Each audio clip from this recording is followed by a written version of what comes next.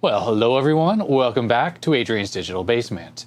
On today's video, I open stuff that viewers like you send me. Yes, it's another midweek mini mail call. This one is number 12. Now, if you've sent me stuff and you're wondering why I haven't opened it on camera yet, it's because I open them in the order I receive them.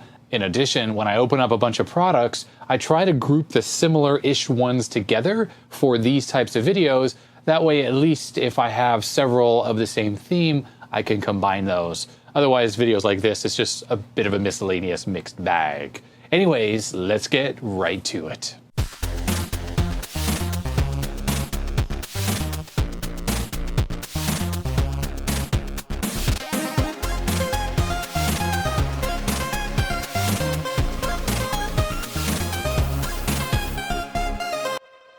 All right, we have a package from A. Hamilton, who lives in Ontario, Canada. Hi to all my Canadian viewers. I picked up this package June 9th, so it's been quite a while since I've had this. I apologize, but I'm going oldest to newest on my mail call packages, and this is one of the oldest. We have a note and the remnants of an Amazon package. Let's check this out. Oh boy, look at this. Memory. Lots and lots of memory. Let's check out the note. He writes, Adrian, I'm always harvesting RAM and processors from local e-waste sites.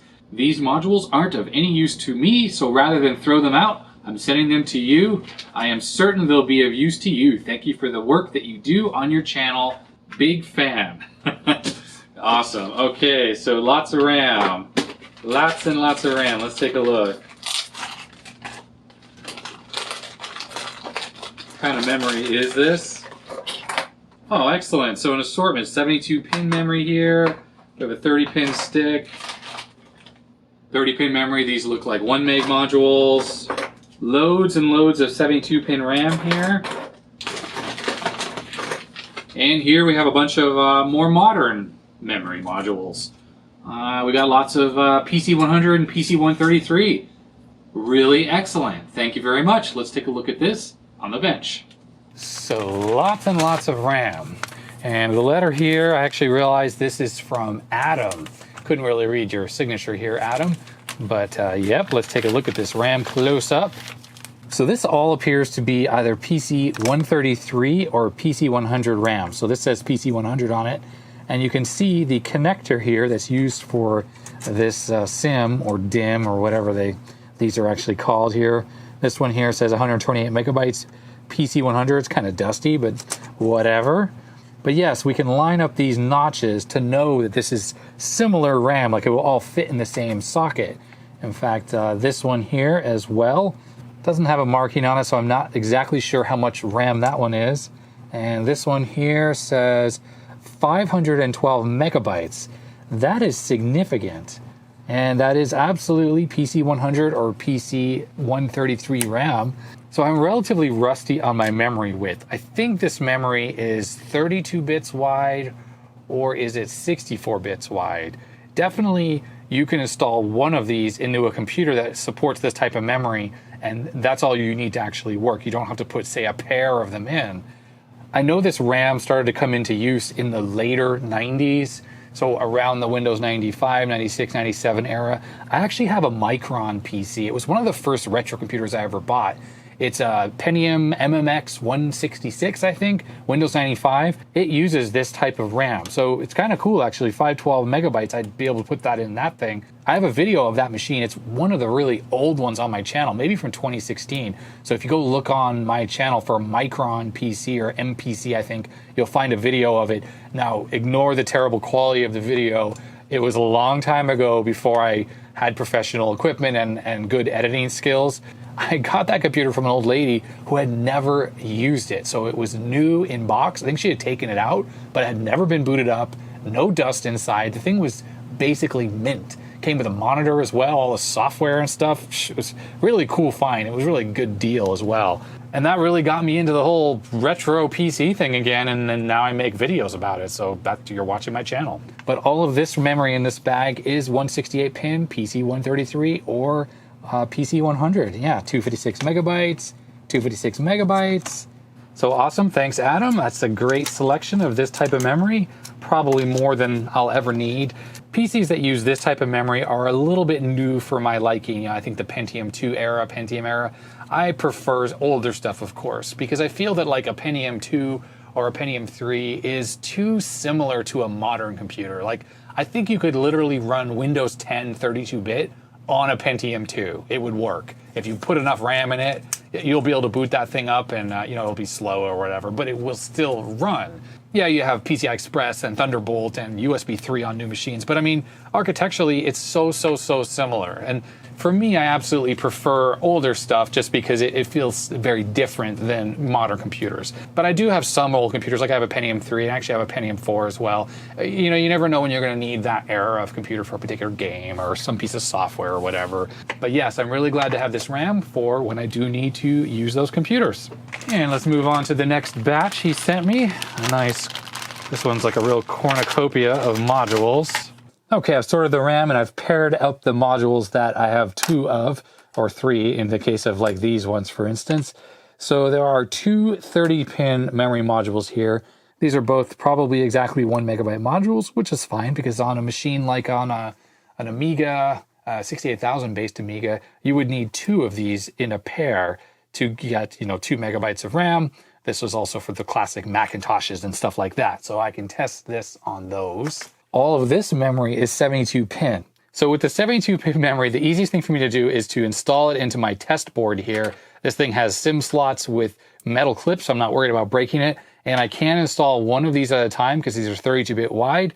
And this is just a standard Pentium processor, so it just needs a single module. And then once I figure out what the size, I'll just write that on here with a Sharpie, so I'll know without having to try to decipher this, and there's no stickers on here. So I'm gonna just zoom through and test all of these. Incidentally, the 4 of these here are 4 megabytes each. They're single-sided, rather large ones. But yeah, this machine has 16 megabytes when these are installed. Oh, a little correction here. The motherboard here, which is a Pentium 133 or 166, something like that, this has 64-bit memory path. So you need 2 modules at a time. And those 168-pin modules I was just showing, those are 64 bits wide each. So you only need a single one of those at a time in a motherboard that supports it. But with this type of memory, I do need 2.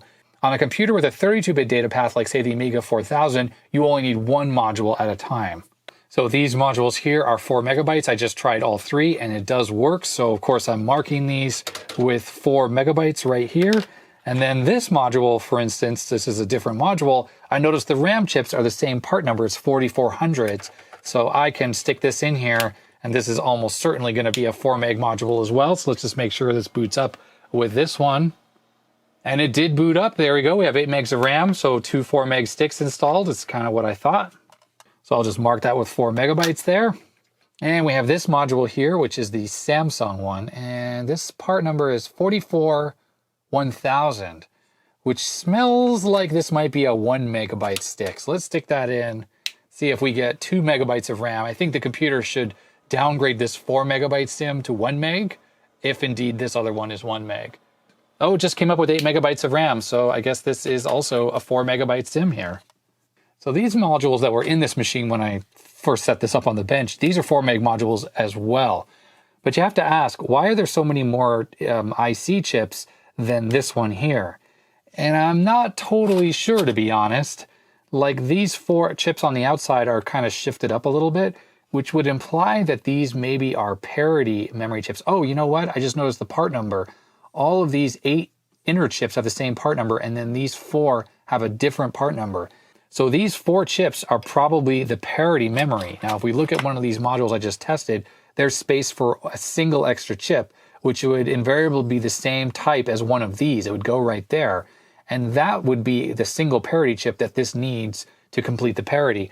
But I guess on this one, they're using 4 of these lower cost chips, which probably have a quarter of the capacity, and that 4 is the same as that 1 chip on the other one.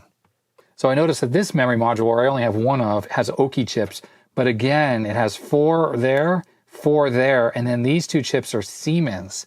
And if we take a look at the part numbers going on here, yep, same thing. These are 4400 chips, and these say 1100 Siemens, different brand. So I think this is also parity memory, and it's using these two inner chips on the front and the back, so 4 total as parity. And this is also a 4 megabyte module. We'll know for sure if I stick this parity memory module in, and let's put this single one in here and see if this shows up as 8 megabytes. And yes, it came right up as 8 megabytes. So this is same thing, a parity 4 meg sim. So these 4 are non-parity, and then these 4 that I already had are parity, along with this single one here. So that's all parity of the same capacity. Now, all of this memory here is double-sided, and I'm going to go out and say that these are probably all 8 megabyte modules. I have 2 of these, so let's pop these in the motherboard here. Okay, so these 2 modules, these are actually 32 megabytes each. The computer now has 65,536 kilobytes of free RAM. So 32 megabyte sims. That's cool. I actually don't have any, I don't think, that are that large in 72-pin capacity. So I'm just going to write 32 megabytes on the sticker here. It does say on the back here that this is EDO memory. There are 2 types of RAM, I think, that come in this 72-pin configuration. Fast page FP type memory or EDO. This motherboard obviously can run either, but I think like the Amiga can only use the fast page stuff, which is older, comes in lower capacity. Okay, let's try the next combo. This stuff is single-sided, non-parity. Okay, these 2 are 16 megabytes each.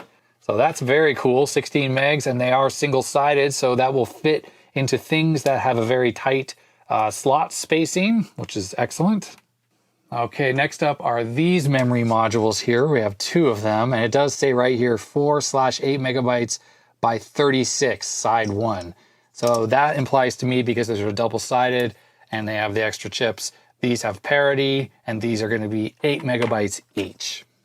All right, I'm wrong again. So these are both 32 megabytes each. We're back at 65,536 kilobytes of RAM on this machine. So I got to learn how math works, because these are 8 megabytes times 36. So the extra 36 versus 32 is the parity memory. But if we think about 8-bit bytes of RAM, that would be 8 megabytes times 32. Well, because 32 is actually, 8 times 4. If we multiply the 8 times 4, we end up with 32 megabytes, which is what these memory modules are. So when we're talking about 8-bit bytes, we have 32 megabytes each. And that's why it's 8 megs times 36, because we have the parity bits, or 32 without the parity. So those are things I actually knew, but I think I just kind of wasn't thinking about that when I just said that. So cool, more 32 megabyte memory modules. All right, so far we have 4 32 meg modules there. We have 2 16 meg modules, and then we have 1 4 megabytes parity module that goes with the 4 that I already had. And then up here we have 5 4 megabyte modules without parity, and that still leaves us with 4 memory modules. So let's see what this says. This says 2 times 32. So I guess these are 4 megs each. Not 4 megs each, it would be 8 megabytes each. And yes, up on the screen is 16 megabytes of RAM. Boy, I just explained how it works, because you have to multiply the first 2 by 32, you have to multiply that by 4 to get the amount of memory. So it would be 8 megs each on these. So excellent, 2 8 meg modules. And finally, we have these 2 modules, which have all this parity memory. There's a sticker here that says CEC 45, and that is it. Assembled in USA. These have Toshiba chips, all Toshiba chips on them. And how much memory? It's like roulette. What's it going to be? What's it going to be? It's 32 megs each. Awesome. Another 64 megs of RAM. Okay, so there we are for the 72-pin memory. There are 5 non-parity 4 meg modules. There's 1 4 megabyte parity module. Then I have 2 8 megabyte modules. And there are 2 16 meg modules. And the really awesome part is there are 6 32 meg modules. I don't think I have any of these. So thank you. This is awesome, because I definitely have computers that can use these. I have like a 486, for instance, that has a couple 72-pin slots on it, I think 2. I'd be able to bump my 486 up to 64 megabytes of RAM. I mean, maybe more because it has 30-pin memory slots too. I don't know if I can combine the two. Anyways, so that is cool. So Adam, thank you very much for this wonderful assortment of 72-pin and 168-pin memory, along with these two 30-pin modules. I really appreciate it. It's a nice, varied assortment that will really flesh out my RAM collection, so I have the best possibility of maxing out the RAM on whatever computer that I happen to be working on. Okay, we have a package here. It just says Lond, and the location this came from is Minneapolis, Minnesota. You can tell here this package arrived June 24th, so it's been a while since I've got it, but I'm working my way through the mail call stuff little by little. We got a business card here, so David is the first name. Oh, there's a slot cover, looks like for a compact flash card or something. And a little something something in here. What's this? It's just easier to open this with the knife. So fascinating. I'll have to see in my email if David emailed me about this. So on the top side is a normal compact flash to IDE adapter, and that's what this back plate is. But this one is weird. It has a compact flash slot on both sides.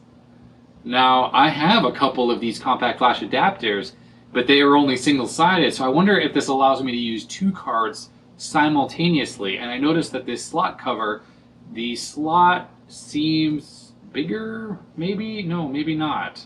So this is the type, actually, because it has a female IDE connection, you can plug straight into your motherboard. But does it support dual cards simultaneously, like slave and master? It's kind of cool. Let's take a closer look at this on the bench. So what's interesting about this adapter is that I have used these in the past, because here's one in an anti-static bag. These are available from eBay for very cheap prices. And here's one I already had, but if you notice on the back, it's got nothing, although it has pads there, and it has this writing on here, which should tell me exactly what's going on here, because notice on the top it talks about JP1, and there are 2 positions, and one is master/slave, and the second one is slave/master. So that must be talking about the compact flash card that's on both sides of this card. But I have actually personally never seen one like this one here that has the card slot on both sides. Now it's a bit fascinating. There's quite a bit of corrosion going on the back here. So I'm going to spray a little IPA on there, try to clean that off before I try this out. Well, that helped a little bit, but not completely. It's still looking not so great, but it's probably still going to work. I do have to point out that it's interesting that this bracket was included with this, because clearly this is not actually for this adapter. This adapter here has a female IDE connector on it because this actually connects directly to the motherboard pins. You don't connect this on the end of a cable. This is for a type of adapter that would hang off the rear of the computer that would take a cable input. And I actually happen to have one of that type right here. So it looks like this, and it has a position for the 2 screws. And there you see the male connector there where you plug a cable into, and this also takes power right there. And I have a feeling that this is the same bracket, and pretty much it is. It looks exactly the same. So that bracket is actually for this type of adapter and not this type. All right, for testing, we're going to use my test bench here. I keep this thing just sort of sitting around. Notice there's an old AT power supply under there. I just sort of leave the motherboard sitting on top. It's got a metal tray. I took this motherboard out of an old case a long time ago, and I currently have a SD card adapter right here. So if I get this cable out of the way, so this takes a regular SD card and goes to IDE. This particular adapter I bought quite a while ago, and it did not come with any kind of bracket. So I found this on Thingiverse, printed this out. So this is obviously 3D printed and allows me to mount this in the back of a computer case. But the reason why I keep it on here is because I can leave this thing sitting on here, like on the RAM or whatever, and I never have to worry about it shorting out. Anyhow, let's just pop this IDE cable right off here, and then we need to plug this straight into the motherboard. It's going to stick up off of it. Now on this motherboard, pin 1 is over here away from the camera, but one thing I don't like about these adapters is it is absolutely not marked which is pin 1 at all. The only thing that helps is the connector here actually is keyed. So what I do is I take a cable like this one here, which has the red strip for pin 1, and I compare that to the key. So this connector itself is not keyed, but it has the lines here. And that tells me that pin 1 is actually right here on this adapter. So if you're trying to figure it out, it's closest to the red LED. Some IDE adapters like XT-IDE can provide power to these, but I'm pretty sure this motherboard does not. So I'm going to actually run this power cable over here and we will connect up to the floppy connector like so. So I have a few different compact flash cards here. I'm not exactly sure which ones have stuff on them. So let's try to plug this one in. This one doesn't seem to go in. You know what? I just realized that this connector is actually different and it's upside down. So there it is. And this one will go onto this side here and you'll see they are installed the same direction. There we go. Now this top one is not really very well attached. In fact, it's only attached to the pins and is not attached onto the PCB. So you notice here if I move the card, the entire slot moves. So I'm not quite sure if this was installed after the fact, but I should put a few drops of glue along the PCB edge there just to make sure that that has a little strain relief. So something like this cable catches on it, doesn't just rip it right off. Okay, let's power this up, see what happens. Computer's booting up. Battery failed. Wow, that's weird. Must have pushed on it or something. Okay, so primary IDE, auto-configured. You know what? I don't think this ever shows anything until we try to boot. So let's just make sure the floppy drive is disabled because there isn't one. And actually, let's just set a time and date in here. Okay, you know what? It's not actually detecting anything at all. Let's take this off, take a look at this. Just checking the legends here for the jumper configuration. So JP2 1 and 2, which is this jumper, is set for 5 volts, which is correct. Master and slave, default. Yep, the default. The jumpers are just set totally to the defaults. Let's power this up just with this off the motherboard, see if the power lights come on. Okay, yeah, we're getting the lights. So power and card detect, those are the two LEDs there. Okay, I just reinstalled it. Maybe I had it off a pin or something. Let's see if the lights are on. Yep, green and the red lights are on just like they were. And this should show the two IDE devices. This motherboard, that's what it does. Oh, there we go.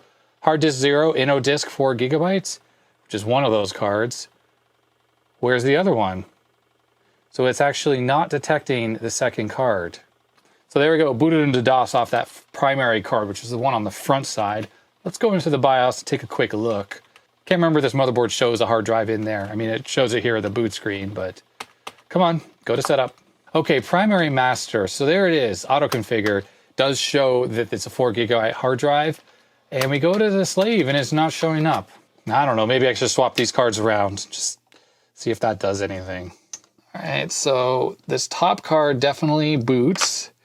And this other card, let's put this into this top slot. I'm just looking at all the pins, making sure nothing is bent, and definitely nothing is bent. Everything looks good. Okay, let's try that again. Oh, I don't know what happened, but the power LEDs aren't even on now. So let's just try that again. What's going on here? What happened to the power? All right, I think I didn't have the power connector on all the way. Okay, let's try again. Power LEDs are on. And same thing. Hard disk 0. Yeah, I just realized, let me make sure that the second slave drive on the primary interface is set to auto-configure. I'm not even sure why I didn't check that. I just assumed it was on. But I don't think I ever used this thing in that configuration. Nope, primary IDE slave is set to auto-configure and nothing. Nothing. This motherboard definitely works with primary and slave. It's not a problem there, but definitely this adapter is just not fully compatible, I guess, or I'm not sure. So my only thought is it's not working because of this weird corrosion here. So I'm going to use this eyepiece here, this little loop, to look closely at these pins to see what they look like. And maybe I'll try reflowing them, like using my hot air or soldering iron or something like that. Yeah, it all looks like it's still connected, but it's definitely a big mess. So I'm going to put some flux on there, and I'm just going to try to apply some solder and fix this up. Maybe that's simply the issue. Yeah, so that's the problem. Using the multimeter here, I was not able to get continuity on all these center pins that are really corroded. And it's so corroded that I can't get the solder to stick to it. Trying to desolder, resolder, use hot air, use the soldering iron. I have to wonder what happened to this thing that got it so corroded, because this side here looks perfect, but the back, just not so much. Now the connector says Procon on here, and there it says 50 and 26. Those are the pin numbers, but I don't know the part number of this connector. It's not the same as the one that's on this side, which does have a marking here. It says CF50P. This side doesn't say anything, and it's clearly different. But with this connector, it would be possible to just take one of these that has non-corroded pads and easily solder an extra thing onto there. And like I said before, use glue to try to hold this thing down on here so it's not flapping around in the breeze, as Dave Jones from EEV blog says. So in order not to trash this thing, I decided to just use hot air to desolder this connector. Actually, now we can have this off. Let's see if I can find a part number on here. And nope, I cannot. There is no part number. But this little board should still work fine. I mean, this is really a mess here. I'll try to clean that up with some IPA. All right, and there we have it. I cleaned it up. I mean, the center pad's there. Total mess where the corrosion is. But this thing should totally work. Let's just see if this still works as a single compact flash adapter. Okay, stick this compact flash in here. I'm not sure if this is one that is formatted, but hey, we'll find out momentarily, right? Give this thing a little power. We'll just tuck that cable there, power it on. And let's see, working, not working. There it is, 4 GB InnoFlash card. There we go, starting MS-DOS. And it works. So you can really see the corrosion that's right there and right there.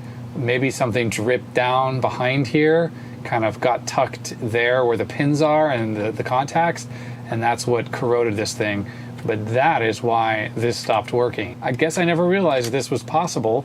So if you do need master and slave, and the nice thing is actually, is because there's a jumper right here that selects between them, you could install a toggle switch here that runs to, say, the back of the computer on one of the slot covers. You just drill a hole, and you could actually swap these cards around. So without opening the computer, you could boot 2 totally different cards.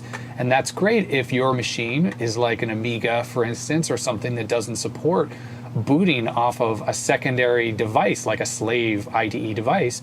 You can flip this switch to swap back and forth between these cards. That's pretty cool. I could see some use cases for this.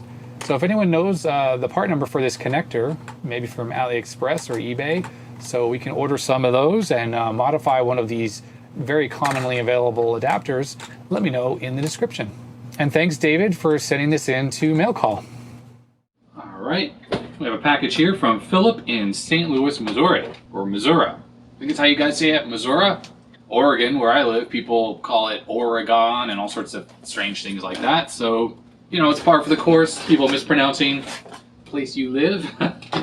This package arrived June 24th. Ooh, yes, okay, I know what this is. He clued me in, Philip let me know what this is. Very nicely wrapped package here. So the box gives it away what this is, although I'm not sure it's actually the model number that's written on here. So what Philip has gone ahead and done is he has sent me a Hakko 808 desoldering pump. So I actually have a Hakko 303. Is it a 303 desoldering pump? You've probably seen me use this on some of my videos. I purchased this after struggling for many, many years with that Chinese eBay desoldering pump. But the Chinese one I have is so terrible, it barely has any suction. And switching to this, it was night and day. Now I still have to use hot air to get chips out because, you know, you have to fiddle with the pins forever with this thing and you have to apply a lot of heat. I'd rather just be quick about it and use hot air to get it out the rest of the way. Oh, I almost forgot the letter from Phil. Sorry, Phil, I was calling Philip. I don't know why. Adrian, I always enjoy the content and getting to see vintage goodies shown on your channel. I can't remember which episode it was, but watching you struggle with desoldering braid made me want to send you my Hakko 808, which I've only used a handful of times. I bought a Weller WR3M rework station, and the 808 was put in a box in 2011 and has not been used since. I see you have other flavors of this, so I hope you can put this to good use. You should find a sponge tray for the desoldering gun holder inside the 808 box. I believe the kit is complete with the exception of one felt filter. Well, it sure is. That kit looks absolutely super complete. Let's take a look at this on the bench. All right, so the Hakko 808 desoldering station. The original thing here. Ooh, look at that. showing some quick desoldering work of that one pin there. Notice that there's actual solder mask between those two pads, unlike on the TI-99, so it's not quite so easy to bridge. So inside this very nice storage case here, we have a Hakko 605, which has a little metal spring inside, which I just assume is to protect this thing when you're not using it. You can probably slide this in here and put the Velcro around there, something like so, like that. Keeps it on there, keeps you from burning yourself. Of course, we have the Hakko 808 desoldering iron. This tool here, there's a little screwdriver. Looks like Phil never actually used it. Let's get it out of here. And then right here, you have a little spring steel thing. This is for cleaning. I'll show that in a second. Two of these little vials that collect the removed solder. These are filters for the pump. This is actually a bunch more of the filters for the pump. And this right here is a tool for taking this part off, I think. If this is anything like my new model, which is what, 303, I think is the model number. All right, so yeah, so the way this works, let's move this stuff over here. So this should be a tool for taking this off. Yep, it clicks on like that and allows you to unscrew this. And the real purpose of this is so you can change the tip. So you slide that off. See, there's sleeves there. There's this, and there's the nut that's still in there. And then this here is the tip. Now I haven't plugged this in. Of course, don't touch this. It's super hot if it were on. But this is the desoldering tip itself. And what this black handled tool is, it's like a little screwdriver. It's for cleaning this inside here. Now, it's actually kind of gummed up. You do need to plug this in and heat this up. Once it's hot, there's solder residue that can be inside there. This tool is also for cleaning down this little hole here.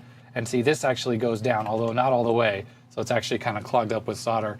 But this one should also be able to get down this little shaft here and allows you to kind of scrape it out. Now, let me plug this thing into the mains, and we'll allow this thing to heat up.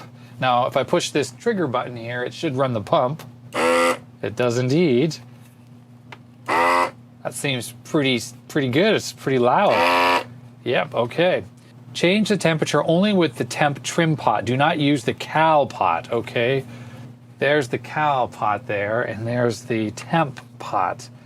So I'm going to turn this all the way down to 1. I really need to get one of those, oh, it was already at the minimum setting. I need to buy one of those things that allows you to test the temperature of the tip of your soldering iron or something like this, just so you can kind of get this calibrated. So I know that if it's set for 1, that's 300 degrees Celsius, for instance, and then I can adjust this cal pot to kind of get it dialed in exactly, and then I can write a legend for myself to know that 2 is 350 degrees, etc., etc.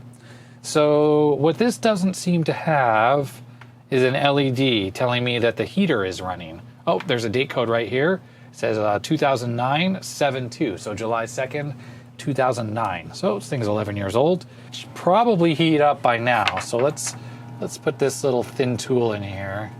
Oh yeah, so that goes through very easily. Oh, and there was a little piece of something stuck in there, this little piece of metal there. Hopefully this stays in focus. So when we slide this thin one through the spring steel, notice it's coming up right inside. This is the chamber area. This is where the collection chamber would be. But this one, we should be able to go through here and clean this out as well. So it's definitely gummed up in there. Now it is through all the way, and it kind of cleaned out some bit of crud that's in there. But that's what this one is for. This one is for really making sure this entire shaft is nice and clean. And a bunch of soot stuff is coming off onto my desk. So you're supposed to kind of like scrape off all the residue that's in there. It's probably not going to show up in the camera, but yeah, there's a bunch of like soot right here. So you kind of, that's the point of this screwdriver one for all the Hakkos. It's exactly the same on mine. Oh yeah, look at all this crap that's coming out of here. It's basically like all the you know, the flux and everything that's when you're desoldering, it kind of gets all wrapped up in the rosin and all this stuff. And it just gets all crusty in there and builds it up. In fact, before I heated this up, I couldn't even get this tool through there. And the spring steel one was very difficult to get through there. So I've unplugged the power. Now this thing, of course, is super hot still. Oops, let's see about installing this tip back on here. Now I probably shouldn't be doing it with my fingers, but I'm just going to do it quickly like that. So I stick that on there. Now this part is super hot, right? And then we have this, I don't know what this is called, sort of like the sheath, right? That's got to go on. So we'll drop that on there. That holds the tip on. And then the nut is still in the tool here. So we're going to slide that on. And we're going to turn this. And that's going to screw that nut on. There it is. And I can pull that off. And now this is all properly installed. I'm going to plug the power back in so it's going to start heating up again. Now, the filter that's in here, I don't know if this is good or clean or what, but I'm going to change it anyways. So we're going to pull that out of there. So this is the filter that filters the air that goes into the vacuum pump. You want to make sure that that stays clean, right? So I'm going to just take one of these other new ones here. I'm going to stick that in there. I'm going to run the pump for a second. So it all sounds good. And then we have the little plastic vial here. It's got the little metal plate in there. It needs to be in there. It's got a rubber seal. This has kind of a rubber seal on there as well. And this part here is spring-loaded. So I guess this is a little different than the one I have. The one I have, the 303, this part like clicks into place. So you can very easily insert this and then push a button and it kind of releases the pressure. This one looks like you got to do it with two hands. So I'm going to hold this, pull that back, slide this into place like so, and just make sure it's a nice, good, tight connection. It is. And now, when I take this metal rod and I stick it through here, this is through the tip. So this cleans out the inside of the tip. I can't use this any longer because that hole is way too small, but this spring steel one does go through there. So like so. And now we're ready to go. Okay, I have this analog board here. It's from an old CRT that doesn't work. So let's try and remove some of these components. Okay, there's this capacitor here. Let's try to get that one off. So it's got power. And we're just going to go on over this. Do the other leg here. Yeah, and there we go. That capacitor was removed. So this one, the pump sound changes more dramatically than on my other Hakko. Okay, let's do this other little capacitor over here. So I'll just wiggle it around.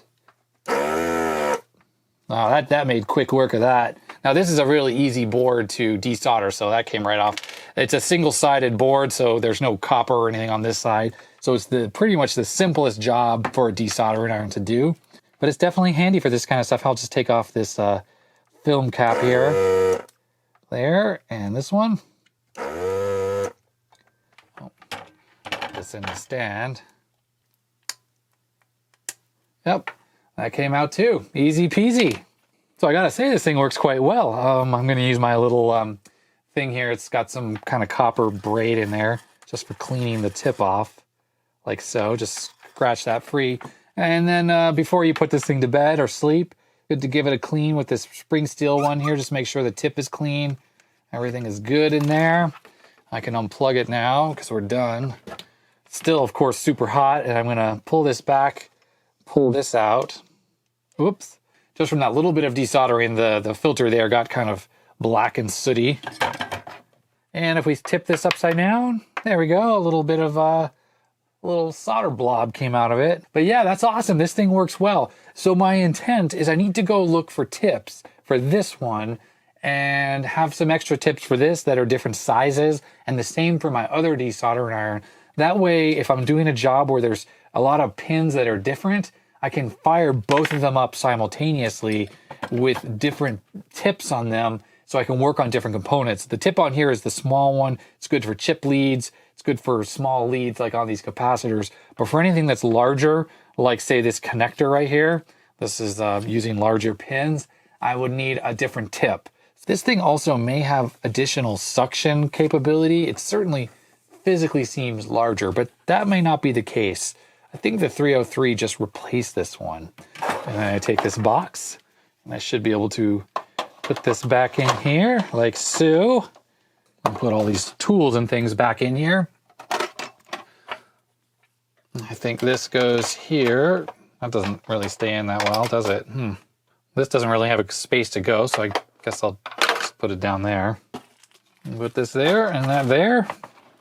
And then I can close this box up. There we go. Here's my Hakko 301. I'm sorry, I called it 303 a bunch of times. This thing is definitely a bit more compact and modern looking. 2019 is the date code on here. But see how the vacuum pump is so much smaller in here? And I don't know if this has less suction than this 808. But what I was curious about is with the stand here, does this go in here? No, it doesn't. Not compatible. Anyways, it's nice how compact this is. What I do like is they added a power switch, so I can keep this thing plugged in, turn this off and on. It does have a power LED here. Well, it's more like a heating LED, so it tells you if the heater is running. And then the temperature adjustment is right here, and it does have a little chart here, 350C for 1, 2, 3, and 4, so up to 500C, so you can kind of tell what you're doing with the adjustments. So a huge thank you to Phil for sending me in this desoldering iron to the channel. I really, really appreciate to have a good quality backup. Thumbs up. All right, so we have a package here from Victor in Aurora, Colorado. I got this one on June 29th, so I'm almost at the end of June here. I'm not sure when you're going to be watching this, but it may be quite a ways off in the future. The box says fragile on the side. Now I wonder if that's just something that was left over from its previous life, that is the box's previous life. We have a letter, packing material. All right, so we have a bunch of goodies in here. All right, discs here, hard drives. All right, let's check out the letter here. He says, Adrian, thanks for the videos. Thought you could use these drives. If not, they are yours to do with as you please. I have a few more Jonard IDEs and some SCSI stuff also. Let me know if you want them. I also have some old LCD laptop screens. A compact Presario and a Dell Latitude. Thanks, Vic. All right, Vic, let's take a look at what you've sent over. Nice, we have an old Jonard 60 megabyte hard drive. Now the nice thing that I like about these really old hard drives like this is that some old computers, like old 386s, they just don't support large hard drives properly. Not unless you put XT-IDE BIOS in it, but if you want to use the hard drive natively in it, like say it was a little old laptop or something, you basically have to use hard drives like this, or it just doesn't work reliably. I've had all sorts of issues like that. So I really do appreciate these old drives. Of course, I'll have to test them to make sure they work. Here's another Jonard. It's a 1 gigabyte. It says good on it. And this here is a Seagate. It says 500 megabytes, which is also great. Oh, actually, you know what? That is a SCSI hard drive. Both of these are SCSI hard drives. But this one here, this original 60 megabyte is IDE. And then here is something I have never, ever seen. That, and I think this as well, are both 3.5-inch Syquest drives. And then right here, he has sent me a bunch of cartridges for these drives. And the thing about Syquests that are different than, say, a zip disk, is a zip disk really is like a floppy disk, like a really high-density floppy disk. On the other hand, Syquest cartridges, at least the bigger 44 and 88 megabyte ones, are actual hard drive platters inside a removable hard shell. And sure enough, like inside this case, I see what looks like a shiny hard drive platter, and this one says Easy Drive PC bad. It says bad on it. 135 megabytes. This one here says bad as well, and there's several of them here. So this one says 135 megabytes. This one here is just 105 megabytes, although the cartridge itself looks pretty much the same. So 100 megabytes, and then we have 230 megabyte carrier for the cartridge. There is no cartridge in here. So I guess they made a 230 megabyte version. Let's see what's in here. Linux ext format.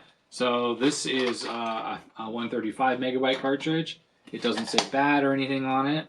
And then here's one of the actual 230 megabyte cartridges. So of the two drives here, this one says 105 megabytes on it. So this is one of the lower capacity ones. And then this one says working 135 megabytes. So this one obviously is slightly later, higher capacity. But interesting that, yeah, there was a 230 megabytes. So I don't have a drive to try this out on. but nonetheless, it's certainly unusual. I gotta say, I didn't even know that this was a thing. I never heard of this media, and I can't wait to try this out. So let's take a closer look at this on the bench. So quite a nice assortment of drives that Vic has sent. So we have a Connor 1 gig. This is a SCSI drive. We have a 500 megabyte Seagate, also SCSI. And this one here says 60 megabytes. And this one actually is IDE. And then we have these two Syquest 3.5-inch drives and a little assortment of cartridges. So first I want to take a look at these SCSI drives and see if they work. So this one is missing its terminator resistors. This one has its resistors. So I think this will work if I use this on a Mac without the resistors here, but ideally you want to have both ends of the chain terminated for everything to be as stable as possible. We have the Stealth Classic 2 here. It's the Mac Classic with the Classic 2 motherboard in it. I have a SCSI cable here that has an adapter on it here to plug the ribbon cable in. And let's just plug this into this thing. Yes, I'm doing it while the thing is on. It's okay as long as you don't short things out. Connect the power to the drive and turn this on. I have an external power supply. Has a little access LED. The drive is not spinning up. So I have SCSI probe up on this thing here. I'm going to say update, which does a scan. This should be drive ID 1. How odd is that? That it shows up as Digital Electronics Corporation. And why isn't this drive spinning? I'm wondering if that's because there's like a jumper to set that doesn't spin up the drive until it gets the command to do so. I think I should have the silver lining tools on here. There it is, silver lining. This should allow me to format this hard drive. Maybe this will send the command to spin up this drive. Just says SCSI device. So it's clearly communicating with it because it sees it, but why isn't it spinning up is the question. And look, disk errors. Okay. I hit test, short test. Should spin the drive up. No blocks reserved for testing. Okay. It's attempting to do the read test. This is a 500 meg drive. Clearly, it's not spinning. Now, there are a bunch of configuration jumpers right here on it. So this is the SCSI ID. It's set for 4 right now. But I bet you these jumpers maybe have something to do with the way this thing is acting. Okay, so I looked up the jumper settings for this jumper block here. All right, actually, and then pin 3, jumper 3, it says, jumper installed enables motor start option. Drive waits for start command before starting the spindle motor. What's not clear to me is which is jumper 1. There's 8 jumpers here. Is this one or is this one? All right, I'm trying to decipher this little ASCII art thing here, and it's not clear, but it looks like to me that this is jumper 3 that is currently actually set. So I'm going to remove this jumper. This could possibly have been waiting for the start command. Jumper 4, it means entire drive is write protected. And 5, jumper installed means parity checking is enabled. Well, it's not installed. It says not installed by the factory. Number 6, reserved for later use. So that jumper is installed as well for parity checking. So I'm going to take that off. And then the next jumper is about terminator power. Okay, so I took all the jumpers off. Let's see what happens if this drive spins up now. No, it does not. Same thing. The power light is on. Let's listen. Same thing. It's just, you know what? I can hear a little bit like the motor is trying to start. It's just not able to start. Yeah, what a shame. It just makes clicking noise and doesn't actually start. Because this drive appears to be dead, I'm going to try to use the dead blow here to get it spinning.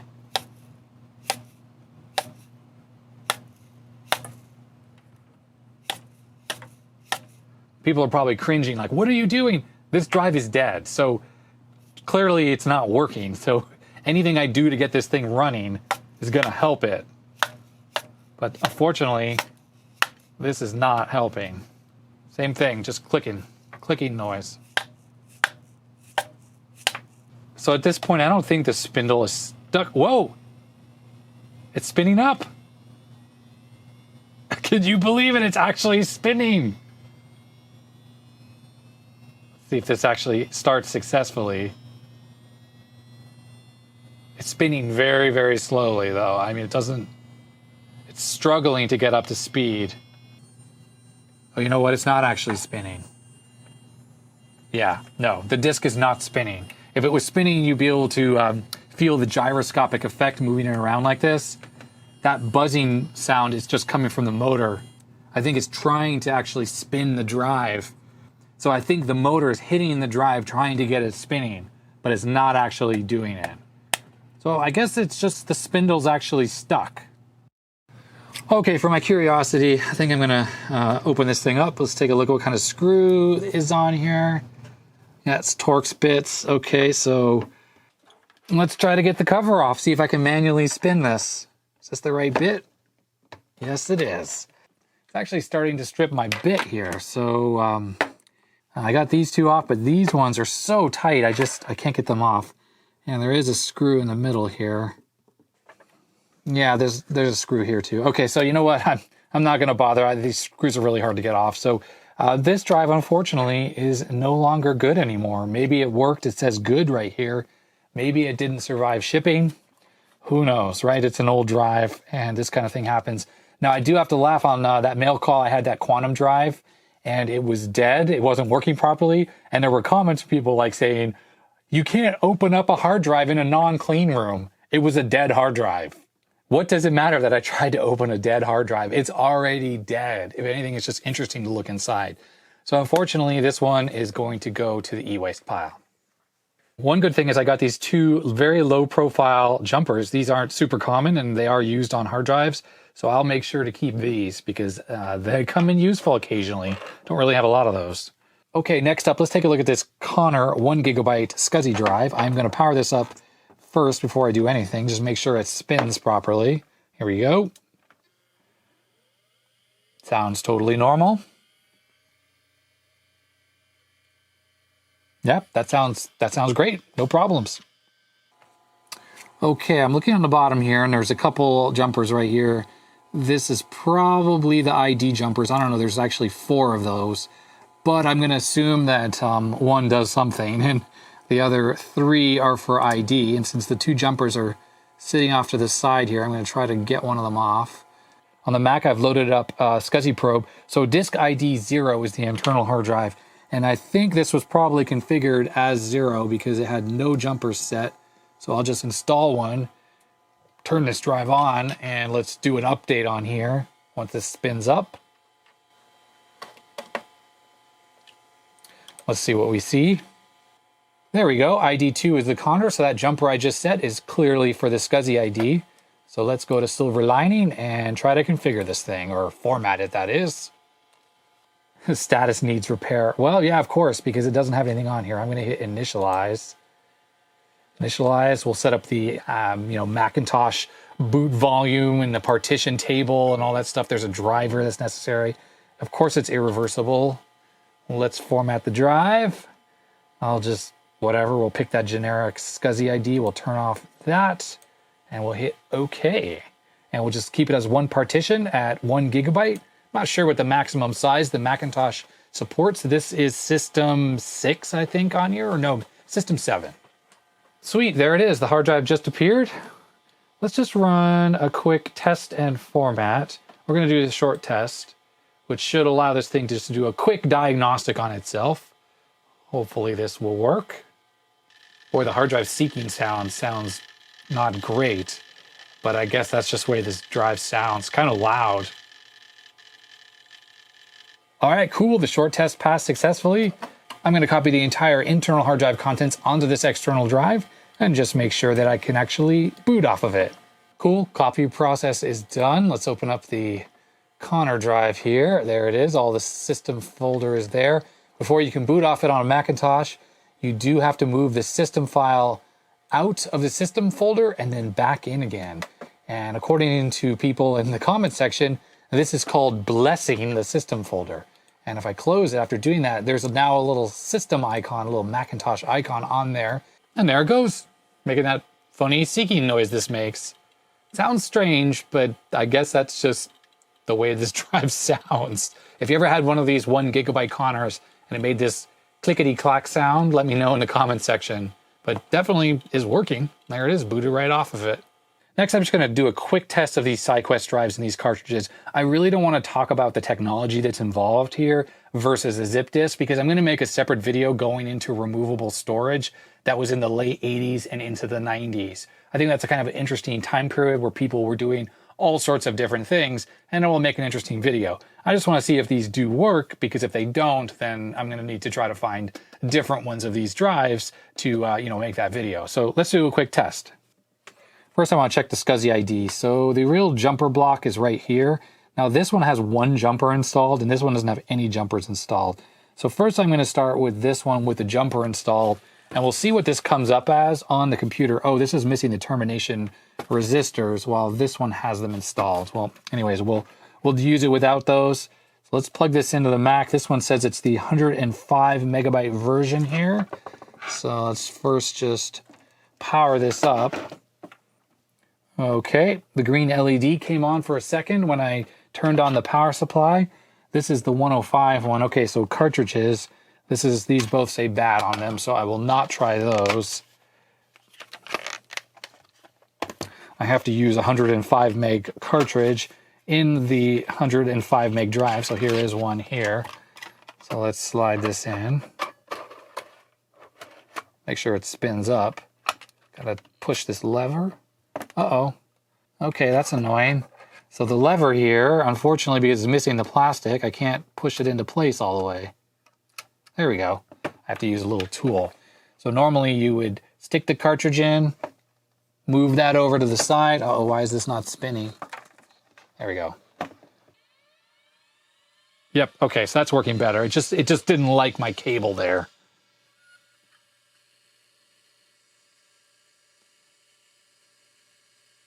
Okay, so it's making kind of interesting sounds. And I don't really get why pushing the button, which turned off the light here, is not ejecting the disc. So I'm not sure what's going on there. Let me turn the Mac on, see what the Mac sees. I don't have a good feeling about this thing. It just doesn't quite sound right. I'm not that I've ever used one of these, but I've used other Syquests, and I know that pushing that button should spin down the disc and click this little lever out so that I can eject the disc the rest of the way. Let's check out SCSI probe on here. SCSI disk 110R. I don't know, let's just see if it allows me to do anything to it. Okay, it says disk error, so we'll try test. Short test. SCSI drive self-test. Errors, 1. This is not a happy drive. So looking through these other cartridges, they are all 135 megabytes or 230 megabytes. This is the only one I have that's 105, which is the matching one for this particular drive. It just doesn't sound right. Just the noise it's making. Let's try one more time on the test. The LED is on now. Yep, now it just says errors. Yep, this is not a super happy drive, I don't think. So if I hold this eject button and turn the power supply on, there we go. Lets me get the drive, the disk out. There, this pops the little lever. And you go like that, and then the cartridge comes out. All right, so just in case anyone was screaming at me that it's the termination resistors, I have a box full of them here. So I'm going to hook these up, make sure the power is off. I'm going to find some appropriate ones. There's one. And there is another one. There is a right way and a wrong way to install these. I can see pin 1 is over to the right side over here. And on these little resistor packs, there's a little dot there showing pin 1. So we just have to stick these into these holes. There we go. They're both in there now. Let's flip this back over, power it on. It still doesn't sound right. It's just, it kind of makes a little startup sound, and then now it just makes clicky noises. So the light, the green light, is just solid on. Let's see what happens. Oh, it's not even showing up at all now. So there is just a solid green light on here. How about now? The light's off and I hit the button.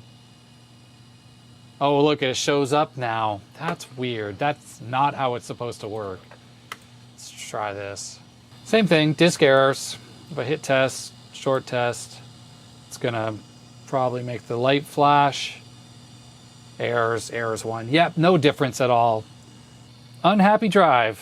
So I have to turn it off, turn it back on, push this button very quickly before so I can even get the disk out of here. There we go. Okay, unfortunately, I am calling it. I'm going to draw a little unhappy face on this drive. It's so sad. In fact, let me just draw a little teardrop out of one of the eyes. Yeah, it's a very sad Syquest drive. Okay, so this is the 135 meg one. I'm going to take this jumper off here, which should set this one to ID number 2.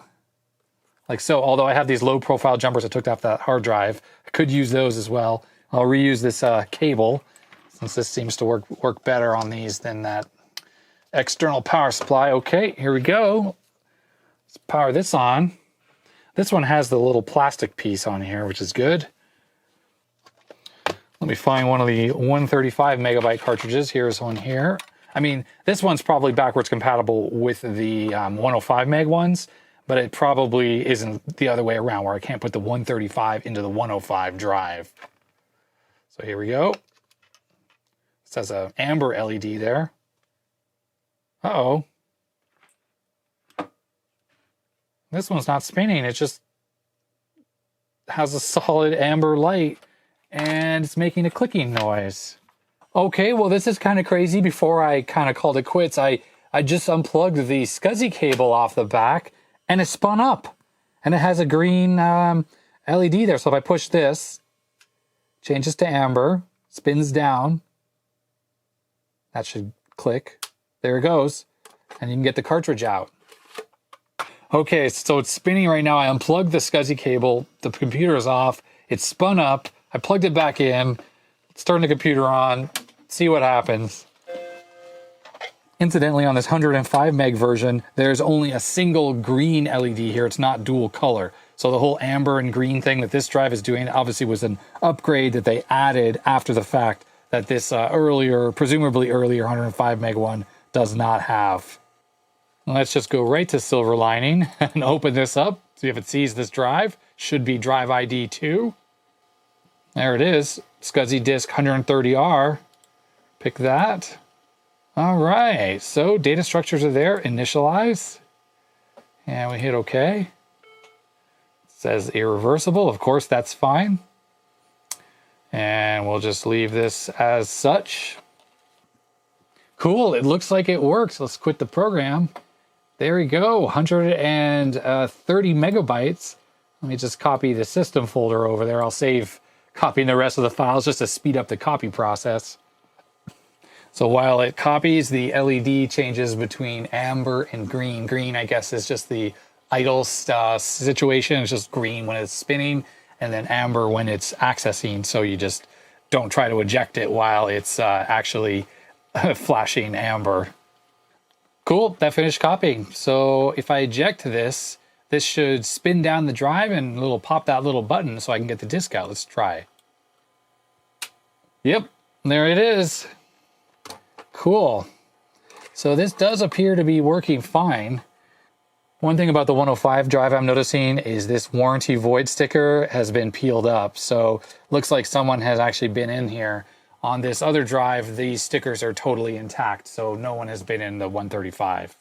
Now I'm curious if maybe that thing where this thing wouldn't spin up has more to do with the fact that the Mac was off and that the Mac needs to be on for this to work. So let me try putting this cartridge in now while the computer's powered on and see if this spins up properly.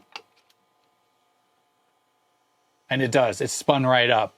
So I guess for whatever reason, if the Mac is off, maybe there's termination power that's not there or something like that that prevents this drive from spinning up. But it seems to work, and actually, wow, it like popped right up on the desktop as well. So that's kind of cool. That's obviously Silver Lining that's doing that. I think you had to normally use that SCSI probe thing to go in there and mount the Syquest cartridges when you stuck them in. But anyways, yeah, there we go. So this ejects without issue, just like that. I'm just gonna store this working Syquest drive in an anti-static bag here, just so it's kind of protected a little bit at least. Okay. Well, that just leaves us with this 60 megabyte IDE hard drive. I love that this is a very small capacity. It even says right here, type 55, because this just makes using a really, really old 286, like say the original IBM PC 5170, that doesn't really work with large IDE drives at all. So something like this, if this actually works, will be great. So I have this cable here, which is a USB adapter here for IDE. Let's plug in the power cable here. Move this stuff out of the way. This thing has to stand up. Oh, that was on already. The drive spun up. Sounds fine. Here we are on Disk Manager. I think there's a problem already. So what happens when my little adapter has an issue reading the drive, it just kind of like retries over and over again. So I can do rescan disks here. It should show up here if it's working, but it doesn't mean this drive is totally dead for sure. It just means it's not compatible with this USB adapter, which seems to have problems with some of them. Yeah, it's not showing up in here at all. This is just the two built-in hard drives. And you hear the USB insertion sound kind of repeatedly. Okay, I have the test bench out. Let's hook this hard drive up to this thing. It's a Pentium. Should be much more tolerant of strange older drives, I would imagine. It's much closer in age to this drive than that USB adapter is. This thing has two IDE interfaces on it. So I will plug it into the secondary port here. Okay, let's power this on. Hard drive spins up, sounds healthy and normal. It's from the 90s. Okay, look, it says Connor peripheral 60 megabytes, CP 361. That's a great sign. All right, so let's do F-disk, type correctly, and we'll go to D drive, display partition. Oh, there it is. It's already formatted as DOS. Connor, it's called, 58 megabytes. So let's check out the D drive. There it is. Scan disk D. Let's do a quick scan disk. I'm running DOS 622 on this SD card on my test bench. We'll do a quick surface scan. Well, that's awesome. The drive works flawlessly. Excellent. Thumbs up to that. So thank you very much, Vic, for this assortment of stuff. It's unfortunate that hard drive was bad and the 105 megabyte Syquest is bad, but hey, you sent me two Syquest drives and the 135 one is working along with the 60 megabyte and the 1 gig SCSI hard drive. Awesome. Well, that's going to be it for this video. I hope you enjoyed this midweek mini mail call. Like I mentioned at the start of this video, if you sent me something and I haven't opened it yet, don't worry, I'll get to it. I have a pile of stuff over there, which I'm slowly working my way through. So if you like this video, I'd appreciate a thumbs up, but if you didn't, you know what to do. Hit that thumbs down button, subscribe to my channel if you'd like, and hit that little bell icon if you want to be notified when I upload new videos. And put your comments and your suggestions down in the comment section below. And that's going to be it. Stay healthy, stay safe, and I'll see you next time. Goodbye.